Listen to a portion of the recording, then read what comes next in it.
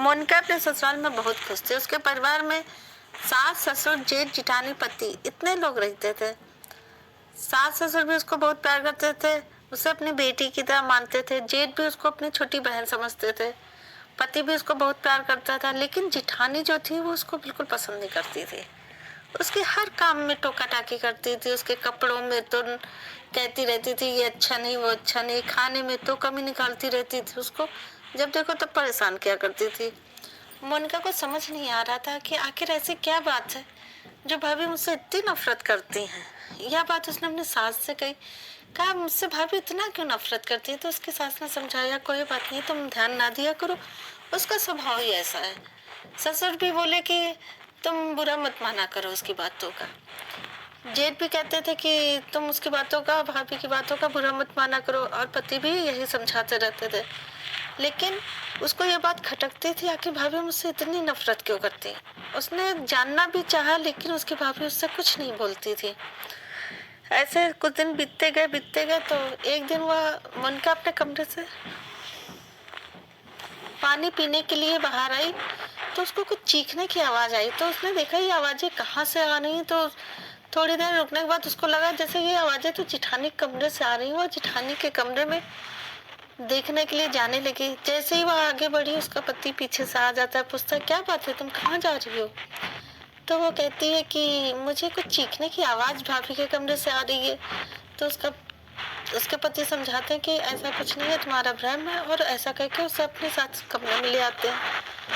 फिर कुछ दिन बीतते हैं, फिर उसको चीखने की आवाज आती है। फिर वो अपने पति से कहती है, लेकिन इस बार भी उसका पति उसको यही समझा के कहता है कि ऐसा कुछ नहीं है, तुम्हारा भ्रम है। कभी कभी ऐसा भी होता था कि मोनिका के पति रात में कमरे से कहीं चले जाते थे और थोड़ी देर बाद वापस आते थे। मोनिका ने कई बार पूछा कहाँ जाते हैं आप? तो कहता है कि कुछ नहीं, मैं टहलने के लिए चला जाता हूँ, मुझे नींद नहीं आती। ऐसा कह के वह सो जाता था। मोनिका ने भी इस बात पे कोई ज्यादा ध्यान नहीं दिया, लेकिन आए दिन उसका पति उसके कमरे से गायब हो जाता था। फिर एक रात मोनिका ने ऐसे ही आंख बंद करके सोने का नाटक किया कि ये कहाँ जाते हैं। ऐसे ही होता गया तो वो देखती है कि रात में उसके पति चुपके से उठ के कहीं जाते हैं। मोनिका भी अपने जैसे ही उसके पति आगे जाते हैं, चुपके से पीछे से जानने के लिए कि आखिर ये जाते कहाँ है, वो जाती है तो देखती है कि उसका पति उसकी जिठानी के कमरे की तरफ जा रहा है। वो भी पीछे से जाती है।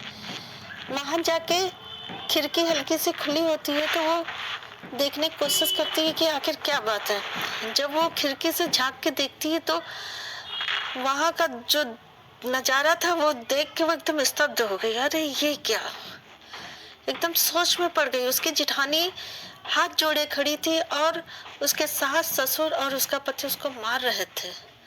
वो एकदम से डर गई कि ये क्या, मेरी भाभी तो इतनी तेज तर्रार है, ये क्या। उन्होंने ऐसा हाथ क्यों जोड़े हुए और बार बार यही कह रही थी कि मैं ये नहीं कर सकती, मैं ये नहीं कर सकती, और ये लोग उसको मार रहे थे। ये देख के वो इतना डर गई, वो चुपचाप अपने कमरे की तरफ आई और लेट गई। उसको रात भर नींद नहीं आई। थोड़ी देर में उसके पति वापस आ गए। वो अपने पति से पूछती है आप कहाँ गए थे? तो उसका पति पहले की तरह फिर बहाना कर देता है कि मैं यूं ही टहलने गया था। लेकिन मोनिका को समझ नहीं आ रहा था आखिर बात क्या है। भाभी तो इतनी तेज तर्रार है और भाभी रो क्यों रही थी, भाभी हाथ जोड़ के क्यों खड़ी थी। फिर वो अपने भाभी से अकेले में मिलने की सोचती है, लेकिन उसको ये मौका नहीं मिल पा रहा था। कभी उसके सास, कभी ससुर, जेठ या उसका पति कोई ना कोई साथ में रहता था। एक दिन उसको ये मौका मिल ही गया। वह अपने जिठानी के कमरे में जाती है और कहती भाभी मैंने आपको उस रात अकेले खिड़की से देखा था, आपको ये लोग मार रहे थे और आप कुछ कह रही थी कि मैं ये नहीं कर सकती हूँ। आखिर भाभी बात क्या है? तब उसकी भाभी उसके सामने रोने लगती है। कहती है मोनिका तुम इस घर से जल्दी चली जाओ, नहीं ये लोग तुमको मार डालेंगे। वो सुन के एकदम चुप कि आप भाभी ऐसा क्यों कह रही हो, ये लोग तो मुझसे बहुत प्यार करते हैं। तो उसकी भाभी कहती नहीं, ये सब एक छलावा है, ये लोग तुमको प्यार नहीं करते हैं, ये तुम्हारी दौलत से प्यार करते हैं, ये तुमको मार डालना चाहते हैं मेरे हाथों से।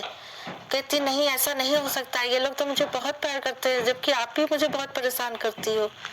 तो वो कहती है नहीं, मैं परेशान नहीं करती हूँ, इन लोग के कहने पे ऐसा करती हूँ। ये लोग कहते हैं कि ये तुम उसको परेशान करो ताकि वो घर छोड़ के चली जाए, और या फिर तुम इसको मार दो और तुम मर जाओ और उसकी जेठानी को जेल हो जाए। ये सोचकर इन लोग ने कहीं और लड़की देख रखी है। ये लोग पैसे वाली घरों की लड़कियों को फंसाते हैं, उनसे शादी करते हैं और फिर उनको मार डालते हैं और उनकी सारी प्रॉपर्टी ले लेते हैं। यह सुन के मोनिका तो जैसे तो उसको अपने कानों पे विश्वास ही नहीं हो रहा था कि ये क्या भाभी आप कह रही हो, मैं इस बात को नहीं मानती। जिठानी कहती है नहीं ऐसा ही है। कहती है मैं कैसे यकीन कर लूं?